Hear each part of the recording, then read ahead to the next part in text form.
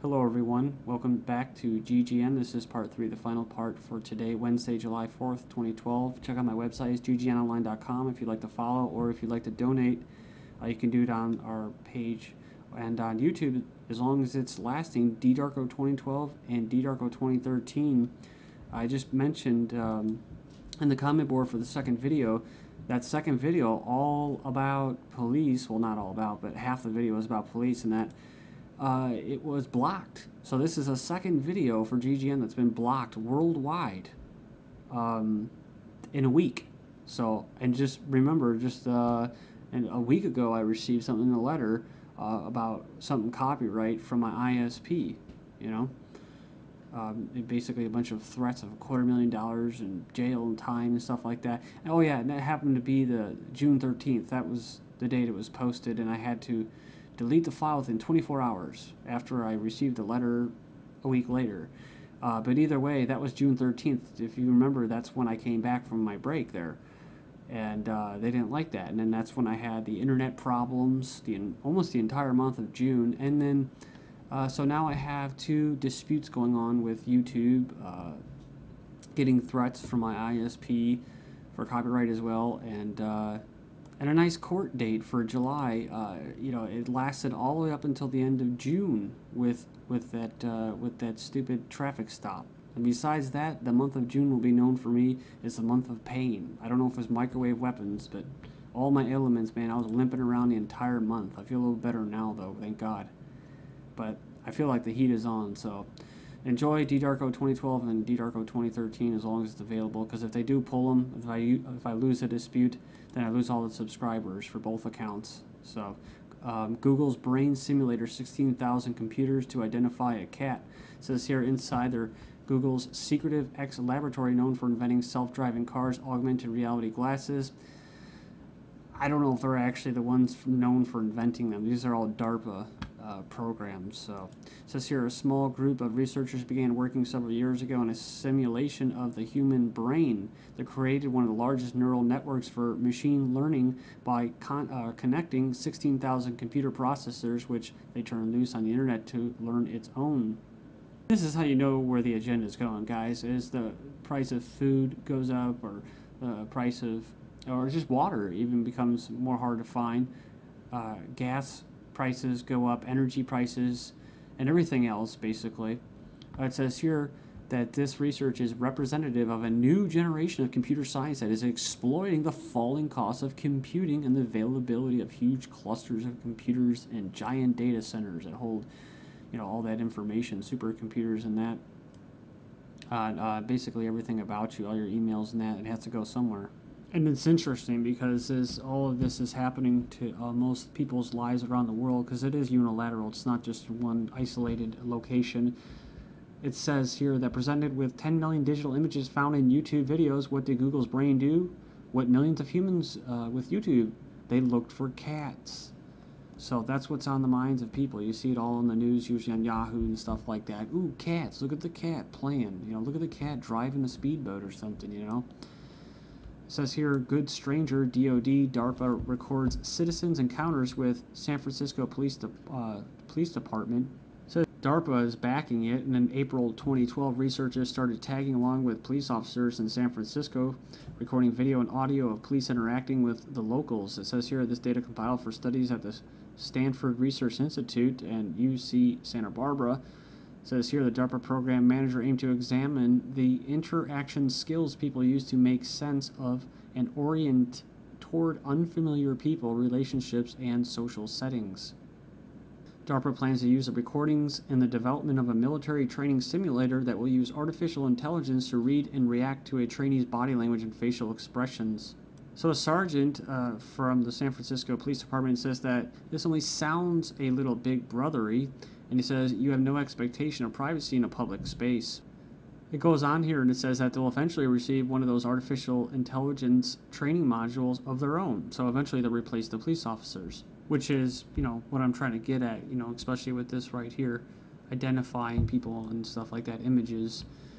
And the thing it says right here, it says, editor's note, I'm very interested in this study. In the past, anyone who wanted to be in sales or marketing studied neuro-linguistic programming. It says DARPA is fishing for data will allow military and police to be able to reach the combatant and get into a deep rapport with them. He says there was one technique called the unconscious hello.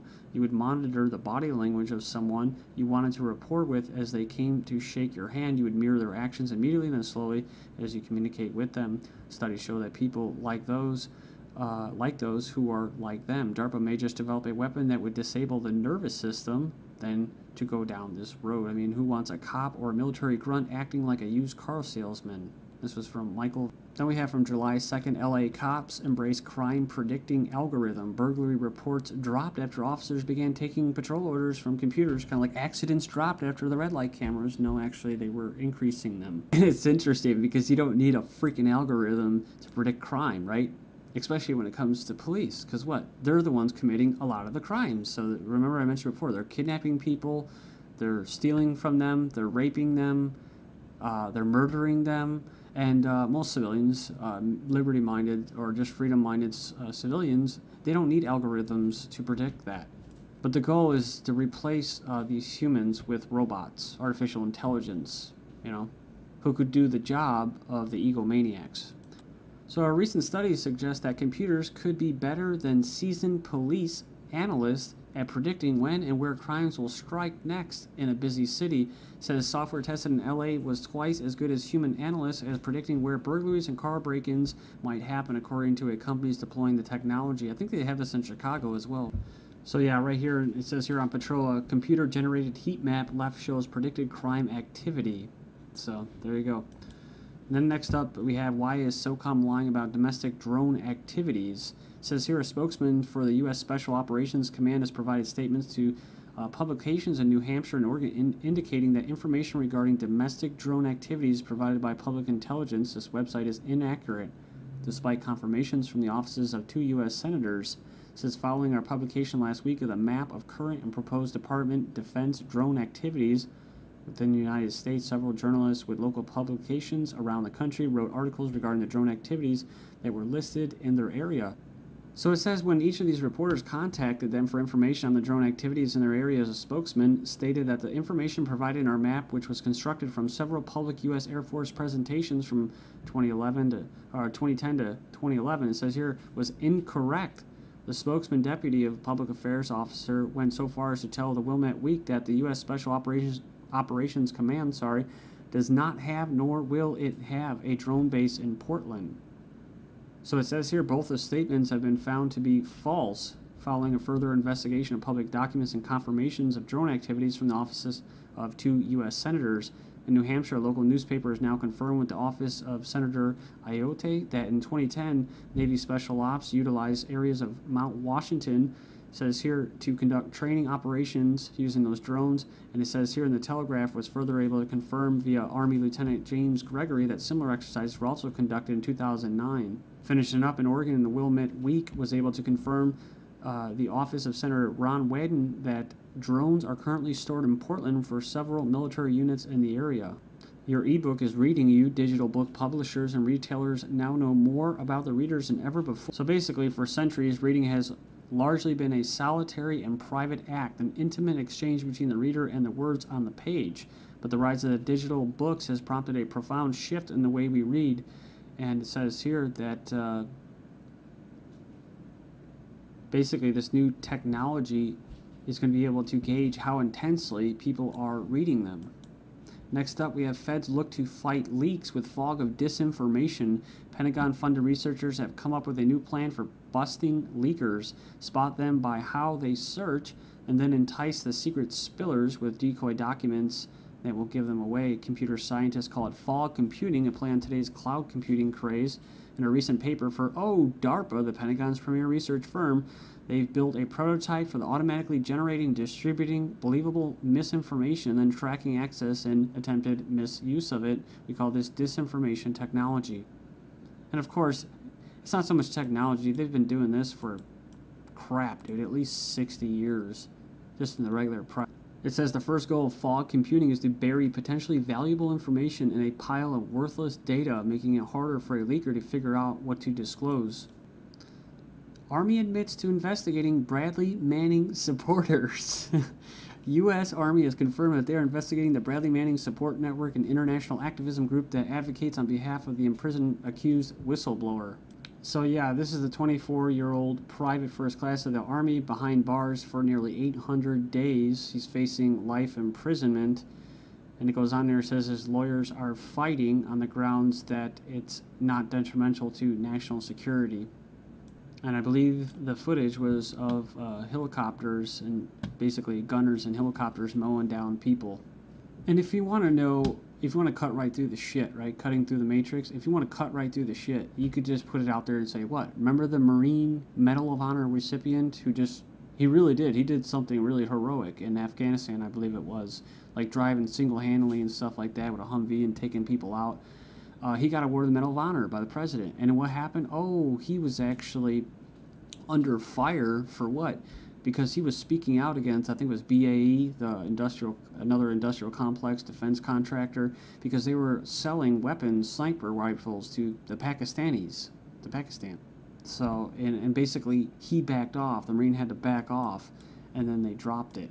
So, security lapses found at CDC Bioterror Lab in Atlanta. It says here a federal bioterror laboratory already under investigation, blah, blah, blah, for safety issues. They don't give a shit about safety, right? We're allowing unauthorized people in restricted areas. But that's how false flags work, right?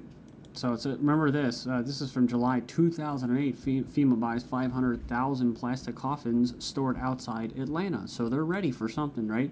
This is from June 21st, 2012.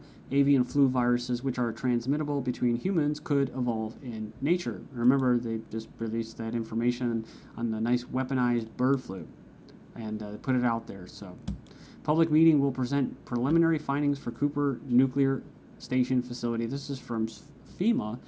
And it goes on here and it says that in Kansas City, Missouri, where, remember those Humvees, those MPs from New England were training on the streets, participants will discuss the exercise process invoked with a full-scale response exercise scheduled to be conducted July 31st to August 1st, 2012.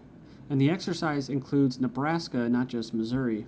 Mexico declares emergency over new bird flu outbreak. This is from July 3rd, 2012. It says we have activated a national animal health emergency with the goal of diagnosing, preventing, controlling, and eradicating this H7N3 bird flu virus. It says here they've declared a national animal health emergency. The facility basically produces 50% of the country's eggs and 1/10 of the poultry meat. Colombia volcano erupts and prompts evacuations of 5,000 people. And Popo, the volcano in Mexico, has also been going a lot of activity, increased activity lately.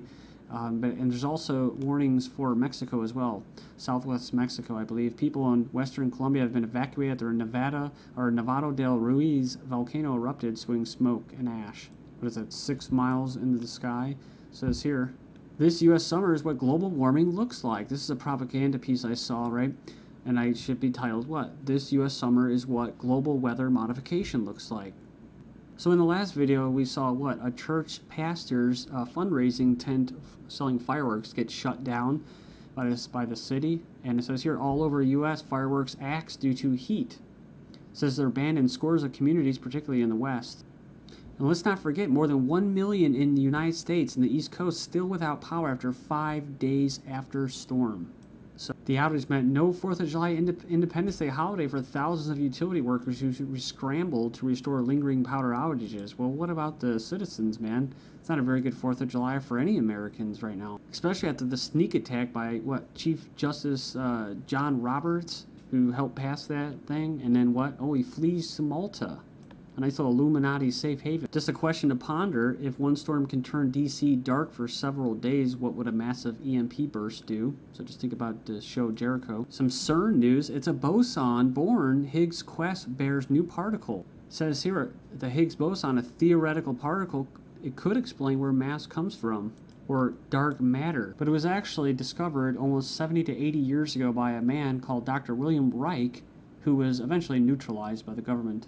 And studies in Germany and in Russia in the 80s actually proved that there's an unseen energy medium they call dark matter, which basically verified what Reich was saying. But he was smeared for being what? Oh, all about sex, right? Female student 60 sues college professor after a sexuality course required him to masturbate, document sexual abuse, fetishes, and promiscuity to pass. And a big shocker, Anderson Cooper is gay.